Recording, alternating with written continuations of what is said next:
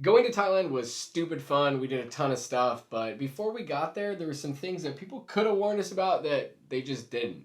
So today we're going to tell you a whole bunch of stuff that you just kind of need to know before you go.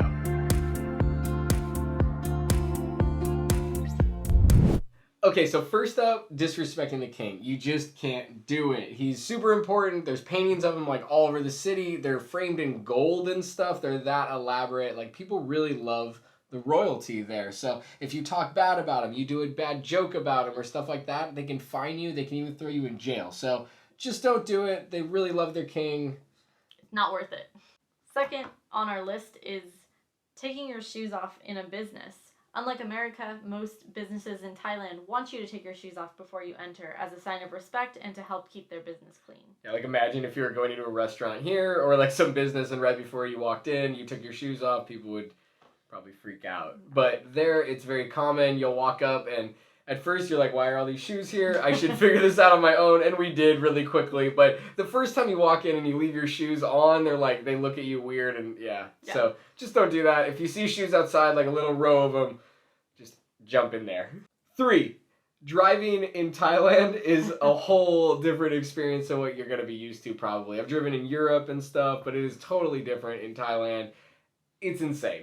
People kind of just float through. They use the lines as suggestions.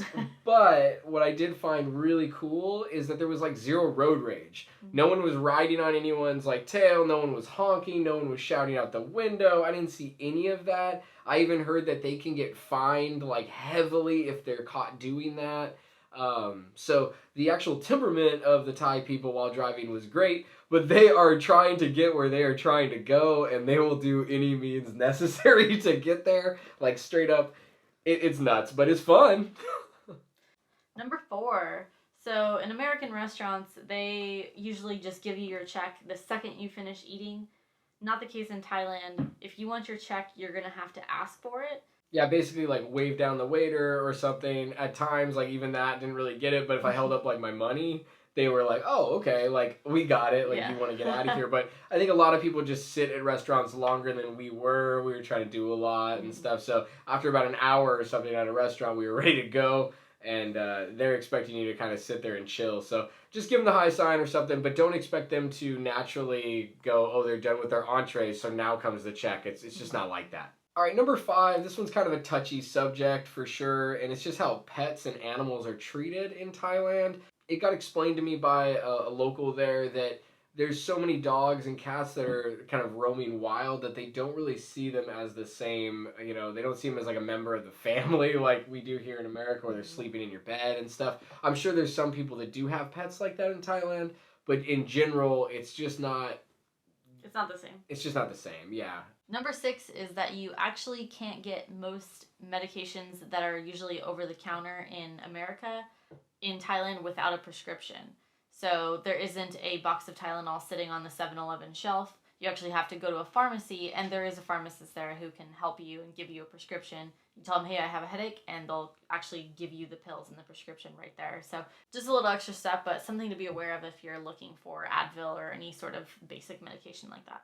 Yeah, I believe you can still get aspirin directly, like, over the counter at, like, a 7-Eleven, but you can't get, I think, NSAIDs or whatever, NSAIDs or whatever, like ibuprofen and stuff. It's just looked at differently. We got it really easily by going to a pharmacy, but you have to go see someone to get it. It takes 1 minute. But, yeah, it was, we didn't sit down or anything. It was really fast, so. Yeah. Number 7, Muay Thai. It is a real fight, not show. That's what they keep saying when they go around town with their car. They have a car that, like, cruises around and shouts out when the next show time is, and you can go watch Muay Thai fights. Big Best Boxer of Thailand, an international fight. Don't meet the big fight.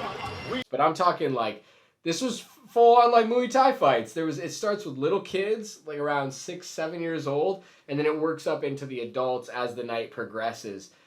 The craziest fights though were these little kids, right? The kids went the absolute craziest. Like, I'm talking running out, spinning fists. Like, it's just insanity. They're like 9-year-olds doing this, 7-year-olds and stuff. But like the 9, 10, 11-year-olds right in there. I mean, I watched a kid get knocked out. It was brutal. Unconscious. Like, fully knocked out. Kicked straight to the head and knocked out Bloodsport style. Insanity. with everybody just like cheering and stuff, and they're smell salting this kid. It was nuts.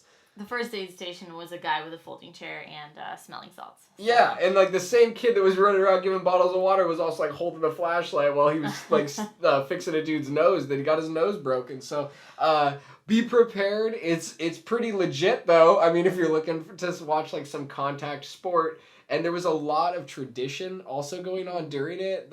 So that was really cool to see. But it's at least what we saw, they didn't hold back all that much. It wasn't insane. They weren't trying to like kill each other or anything, but it was like full contact Muay Thai. So yeah, it's not like some fake American sports. It's a real fight, not a show. Real fight, not show.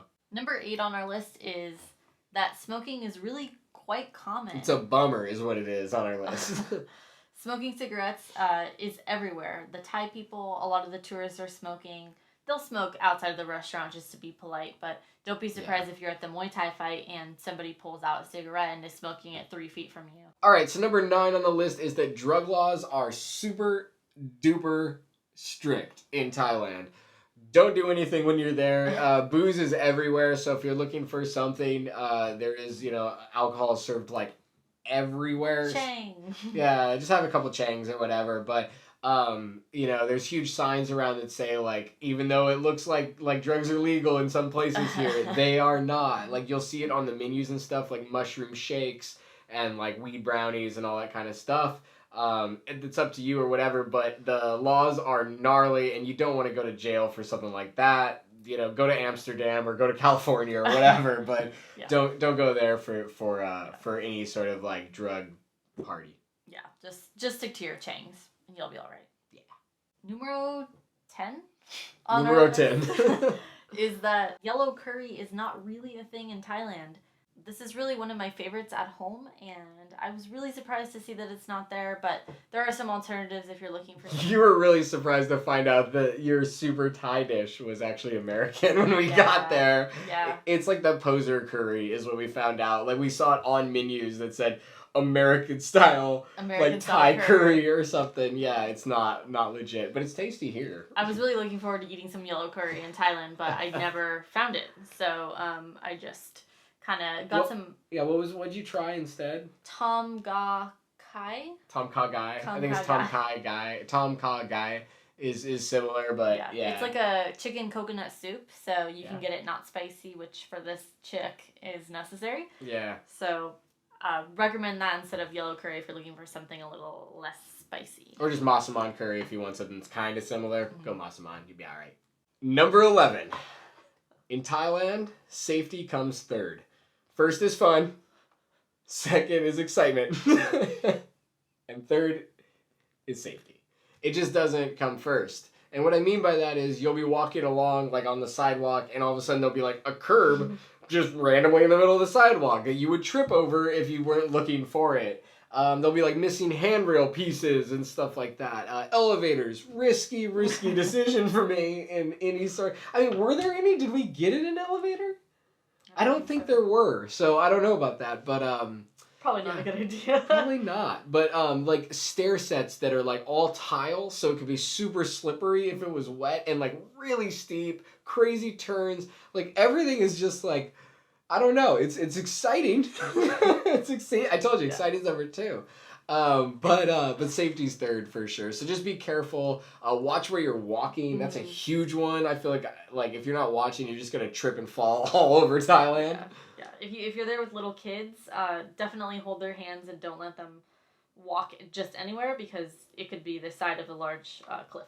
Yeah, totally. And they'll let you do like crazy stuff. Like we went to the Koh Lanta National Park and you can walk right up to the edge of stuff. I mean, you can do that in Yosemite and stuff here in the States too, but it's one of those moments where you're like, all right, I'm responsible for me. And that's really what it comes down to there is a self-responsibility, self-awareness, those types of things. I feel like are really high on the chart and really low is like general safety. Like nothing is nerfed there, if you know what I mean. Number 12 is that you can't buy alcohol at convenience stores, aka 7-Eleven, any time of the day in some areas. So in Koh Lanta, we found out that you can't buy it, I think it was in the morning, basically before noon, and after 8 p.m., I think. So this is for religious reasons. You can look into it a bit more, but essentially they don't want you to be drinking in the morning or drinking on holy days. So this is just something to be aware of. The laws are a little different if you're in a restaurant. So if you're going to buy some Changs at 7-Eleven, just be aware. And that's how we found out. Yeah, I don't think the laws are any different in the restaurants. I think they just are like, we'll just serve you the beer. But they just kind of.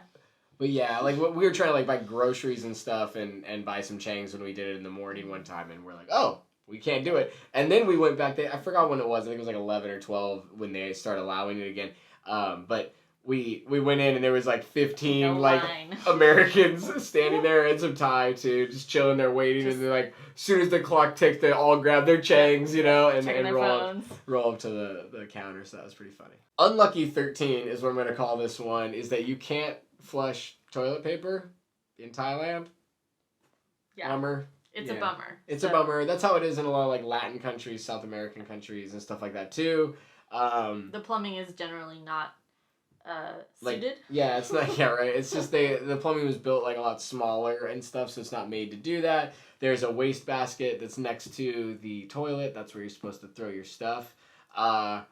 Yeah, we didn't always do that, but I'll be honest with you. But this was also at even the nicest hotel, the Andakiri hotel that we stayed at. For sure. So it's everywhere. It's not just the hostels. It's the whole country. It seems like. Yeah, we never experienced a place. Everywhere we went had like a sign that said don't flush anything. So just to be aware, that's gonna happen. Thai food. It's just how it goes, man. Just how it goes. Look at this. I'm so white you can actually see my veins. That's why we put number 14 in here. Sunscreen is really expensive in Thailand. They know you need it, and they're going to sell it to you at a high price. So we found it cost about double what it would cost in America. Yeah, for sure. And especially by the beach, like if you get it down there, it's like $20 something for like one tube of sunscreen. Like, yeah, US. So 20 something bucks. It was a lot of money. Yeah. And that's even the lower SPF stuff. That was like SPF 30. So the higher the SPF, typically the more expensive it is. So you're going to end up paying a lot of money if you just decided not to bring it to Thailand. I recommend packing as much sunscreen as you can fit in your bags. Yeah, we packed a lot. Now here's a little trick though, is we packed a ton of sunscreen, which took up like we each took a packing cube full of sunscreen, no joke. Saved us a ton of money though when you're there for a few weeks. But and we never burned. Yes. But when you're done at the end of the trip, like most of your sunscreen's gone, so you have all this space for all your souvenirs. Yeah. So perfect amount of kind of like switcheroo space. Life hack. Travel hack. Okay, so number 15, laundry in Thailand. Yeah, you're gonna do it for sure. It's super hot, super sweaty. Very humid. Like very humid, so you're gonna sweat through everything you have for sure. And halfway through your trip or something, you're probably gonna want to do laundry. It's really expensive if you go through your hotel. It'll be 20 something bucks or whatever. If you're gonna need to do it a bunch, just go to one of those little outside of stores, outside of hotels, on the side of the road. There'll be a washing machine, right? It'll be like $2. You can buy detergent at 7-Eleven for like 50 cents for like a packet, right? Yeah. Cruise over it. We dumped it all in. Now they don't have dryers, and you don't need dryers because it's so hot there. Yeah. So we washed it all. We brought it all back in a trash bag, which you should always have with you. Just bring a plastic trash bag. Super useful when you're traveling. But threw all the stuff in. If you haven't seen the video about laundry, we have a whole video. You can go watch that. And then we dried it all on our balcony. It was awesome. So laundry, do it on your own. Save a ton of money. Number 16 is that custom clothing is very cheap to have made in Thailand compared to the rest of, America. Yeah, totally. I got suits made. They were, a couple $100 each. And that depends on what fabric you get. And you get to pick from like a room full of Willy Wonka level fabrics. It's pretty fun. I don't know what that means, but it was super cool to do. It was all sorts of fabrics, all sorts of colors, everything you could ever imagine. And you get to make whatever you want. Totally. So the one thing I would say with that is that you definitely need to give enough time for the fittings, right? Yeah, I would say give them at least 4 days if you can. So go at the very beginning of your trip because you're going to have to go back a couple of times to get fitted, and they'll have half of it done and you'll come back and try it on and things like that. So just give them as much time as you can, at least 3 days, I would say. Yeah, I would say that if you get the more time you give them, the better end result you're probably going to get, because they like to do all the revisions, it seems. Like, they want to give you the best that they can, for sure. It was really, really a great experience. 17, riding around on TUKS, however you want to say it. Are super fun. They're little scooters with sidecars, basically. You've seen them all over the place. If you've been in Thailand or watched anything about Thailand, you've seen them cruising by. They're fun. They're a little sketchy at times, but they're really fun. One thing, though, that you need to do is negotiate the ride before you get in the tuk-tuk, so that you don't get there and then he's like, hey, it's $1,000 or something insane. It won't be. But you should just negotiate it, and feel free to like chop it in half right in the beginning. So if he says it's 1,000 baht, be like, I'll give you 500 baht. And then they may come back with 700 and you say that's cool. So they usually go really high to see if, hey, did they just get here? Because they don't know any better yet, you know? So feel free to negotiate a little bit. And they'll tell you if you're like way out of line. You're going to know it. They're going to go, whoa. Yeah. Literally. but they expect you to negotiate a little bit. So, but do it before you ride, even before you get in the tuk-tuk. But we had great experiences. We didn't have bad experiences on the tuk-tuks at all. Everybody was cool. Everybody was really nice and cool, yeah. Don't forget to negotiate so you don't get taken for a ride. Oh, man. I'm going to chop that out. I love you, honey. Number 18. Before we went to Thailand, everybody told us that you could just buy clothes in Thailand. Don't bother bringing your own clothes. Just come basically naked. Yeah, basically. Basically. We were under the impression that it would be super easy and cheap to buy clothes. They are very cheap. But the thing is that Asian sizing in general is typically a couple sizes smaller than American sizing. So even if you're a small in America, you might be a large in Thailand. It just depends. So because of this, it can make buying clothes really difficult, and if you're tall or big in any direction. It was super hard, even if not, like, just the cut of things is weird. Like, okay, so this shirt is not a real Supreme shirt. It is from Thailand, and it's weird. Like, if I raise my arm, it just feels a little weird. Whatever, it's not that bad, but I have a couple shirts that I bought, though, that after I washed them one time, they are the weirdest shape I've ever seen. I don't know what is supposed to fit in this thing. A starfish or something? Not this guy. So I can't do it. I don't know. So yeah, buying clothes. You can buy a lot of cheap clothes and stuff. But the fit might be a little interesting and the quality is a little questionable. Yeah. So those are the 18 things that nobody tells you about before you go to Thailand. I hope it helped. If you have any questions, leave them down below. Remember to like and subscribe so you get our videos whenever they come out. I don't know what that was. I'm talking too much, apparently. So we will see you next time. Later.